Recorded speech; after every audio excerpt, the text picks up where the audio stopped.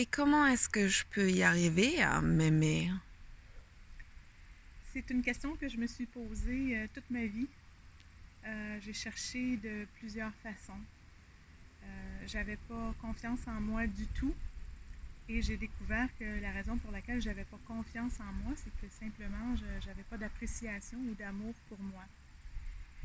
Et j'ai donc cherché des façons de m'aimer au travers les livres, les ateliers, différentes formes de, de thérapie.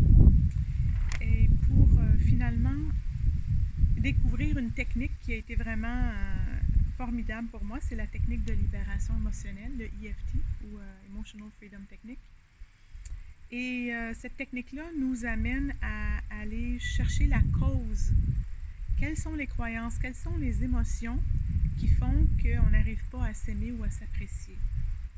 Donc, on va retrouver les blessures d'enfance, souvent, qui sont liées à l'enfance, et qui vont nous faire réagir constamment et nous faire répéter des choses négatives à propos de nous.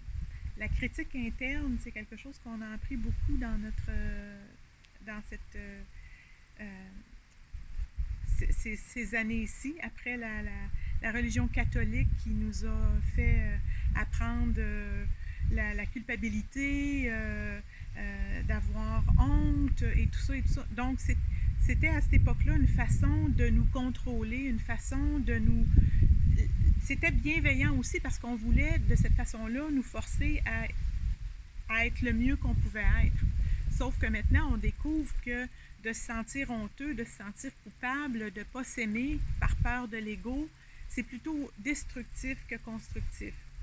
Alors, ce qu'on veut, c'est vraiment arriver à s'aimer, mais en s'identifiant à ce qu'il y a de plus beau en nous, cette présence divine, et en éliminant les croyances qui sont une forme de statique entre notre capacité de s'assimiler à cette divinité en nous.